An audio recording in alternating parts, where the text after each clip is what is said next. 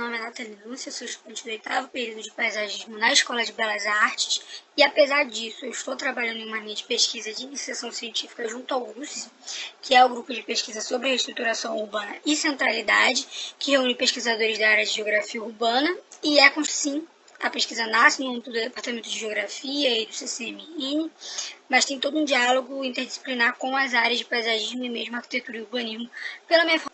Nesse sentido, a minha pesquisa que tem orientação do professor William Ribeiro, ela busca analisar o espaço público sob a ótica da estruturação urbana em Campos de Goytacazes e o seu estágio é ainda bem inicial, sobretudo por conta da pandemia. É necessário destrinchar sobre do que se trata a pesquisa em si, suas justificativas e seus recortes. Primeiramente o GRUSC, conforme dito antes, ele trabalha em torno de conceitos como centro, centralidade, centralização, descentralização e estruturação urbana. E tendo isso em vista e também o enfoque recente dado pelo grupo às cidades médias, definiu-se, portanto, enquanto recorte analítico, o processo de reestruturação urbana em cidades médias do estado do Rio de Janeiro. E, em específico, enquanto recorte territorial, a cidade de Campos de Goytacazes. Tais recortes eles se justificam pela cidade ter passado por diversos processos de transformação de suas estruturas, sejam elas econômicas, territoriais, etc.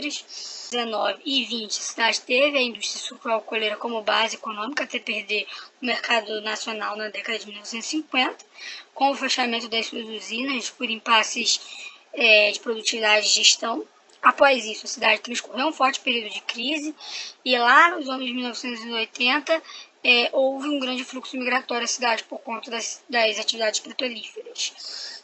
Agora, nas últimas décadas, ocorreram enormes transformações estruturais na cidade e na sua região, que produziu alterações fundiárias, alterações nos agentes econômicos e nas formas espaciais urbanas.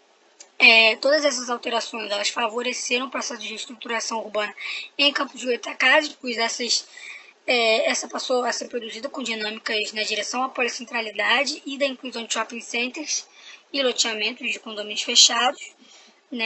Dessa maneira, a escolha enquanto recorte territorial e analítico do processo de estruturação urbana na cidade de Campos de Goytacazes se justifica tendo em vista que o conceito de reestruturação urbana que será trabalhado na pesquisa se baseia precisamente no fato de que, se segundo Castells, os centros urbanos eles precisam ser compreendidos levando em conta o conjunto da estrutura urbana, então quando há o ganho de complexidade no tecido urbano, ele se termina por redefinir a centralidade de toda a cidade de acordo com as lógicas da divisão social e territorial do trabalho. Ou seja, a redefinição da centralidade é seguida por processos de descentralização e de recentralização, que movimentam os fluxos e atribuem novas dinâmicas ao espaço urbano. O SOS já trabalhou nesse conceito bastante nesse sentido também. Mas ainda apresentando e justificando o recorte analítico, é necessário citar o foco da presente pesquisa no espaço público e na sua relação dialética no espaço privado também. Esse último recorte ele justifica-se sobretudo pela minha formação e interesse em refletir e analisar as relações que se dão em espaços públicos como parques e praças e segue no entendimento da elaboração de declínio público feita por Richard Sennett. Elisa a hipervalorização da intimidade do individualismo pelo esvaziamento da esfera pública e ele advoga que esse não é um fenômeno recente, mas que está vinculada a uma variedade sem fim de mudanças na sociedade ocorridas entre os séculos XVIII e XIX. Então, seguindo esse entendimento, as problemáticas que se formaram foram, primeiro, até onde essa inclusão de formas urbanas de origem privada e que exercem poder sobre os fluxos da cidade modificam e criam novas centralidades. A segunda é como isso impacta na manutenção dessas áreas da cidade.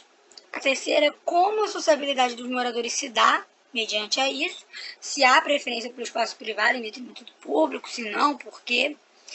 E a última, se há impacto na manutenção desses espaços públicos. É confirmado, esse impacto ele advém puramente da existência dos novos equipamentos urbanos ou também tem relação com as novas sociabilidades que surgiram após isso, Bom, tais questões elas se impõem por ter uma hipótese de que há um relativo abandono das praças e parques públicos em detrimento de áreas privadas para a realização do lazer. De modo, procurando resolver tais questionamentos, estabeleceu-se como objetivo geral da pesquisa entender os processos dos agentes envolvidos na produção, manutenção e consumo dos espaços públicos, como praças e parques, e para atender essa demanda ainda, os objetivos específicos são: a. Identificar quais são esses agentes e quais os seus papéis. B. Compreender quais os impactos urbanos do processo de estruturação nos espaços públicos. E C. Debater a incorporação dos espaços controlados como shopping centers como opção de sociabilidade em substituição de parques e praças em cidades médias.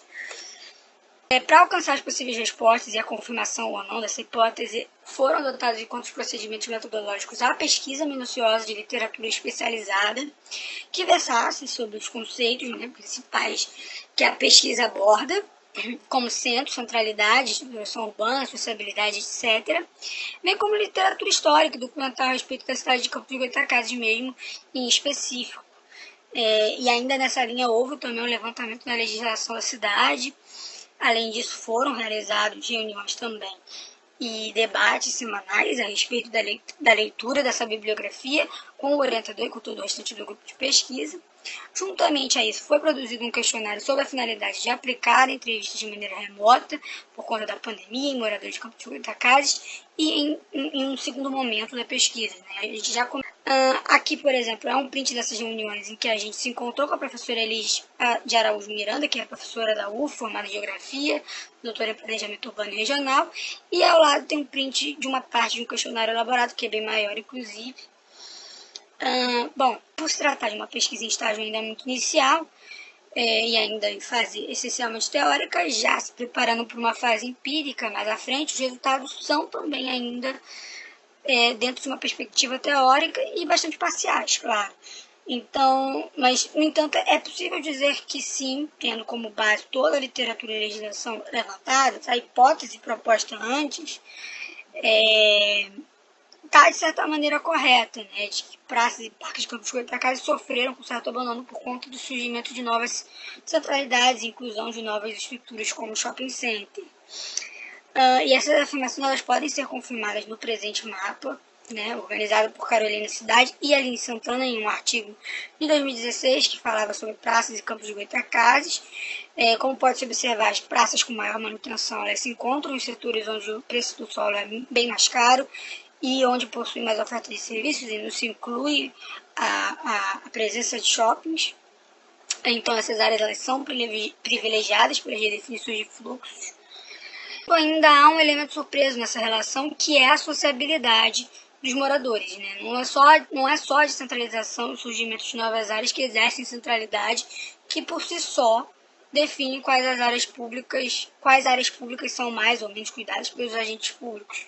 Mas ainda há essa relação da falta de manutenção com o abandono de certas classes econômicas, como a média e a alta, com as áreas públicas. Pela busca da sociabilidade em outros termos, e com a ocupação desses mesmos locais por classes mais vulneráveis, como pessoas em situações de rua, por exemplo. Eles encontram ali um espaço de exercício das atividades privadas na esfera pública, que também contribui para o esvaziamento do conceito de espaço público desses locais, mas evidentemente não é por culpa deles, claro. E bom, esse movimento acaba se retroalimentando ad eterno, promovendo essa segmentação do diferente, desgastando o sentido de cidade e de vida pública, que é um ponto da diferença. Acaba que muitas pessoas preferem, às vezes, marcar encontros, exercer suas atividades de lazer dentro de equipamentos como shopping centers, que por serem espaços privados, eles possuem outros códigos de conduta, tudo isso com uma suposta maior segurança, mesmo que isso signifique sacrificar o cerne da vida pública. E, bom, é possível dizer nesse sentido que o shopping center exerce até um papel de esfera pública na sociabilidade da população, mesmo sendo ele intrinsecamente privado. Nossos próximos passos. Como o nosso intuito é analisar todos esses fatores sob a ótica do processo de estruturação urbana, não basta um mapa de um movimento congelado como esse que eu mostrei anteriormente. né? Pois como que nos interessa o processo, é necessário que façamos análises temporais mais abrangentes para conseguir acompanhar esse movimento. E bom, por isso é por isso que estava já previsto nos nossos próximos passos dedicar a relação das entrevistas com o questionário já elaborado após vários pilotos e testes, e aí sim, a partir disso, e os levantamentos conseguiremos produzir nossos próprios mapas, analisando isso com uma abordagem mais temporal. Para a gente é também um objetivo nosso a divulgação dessa pesquisa por meio de produção de artigos e apresentações de jornadas científicas como essas. É isso, essa é a minha bibliografia por parte, né, produção de espaço urbano, centro, centralidade de cidades médias, rede urbana, reestruturação, campo dos Goitacazes, e é isso. Muito obrigada à banca pela atenção, e eu gostaria também de reservar um agradecimento especial ao meu orientador William Ribeiro e ao Bruce.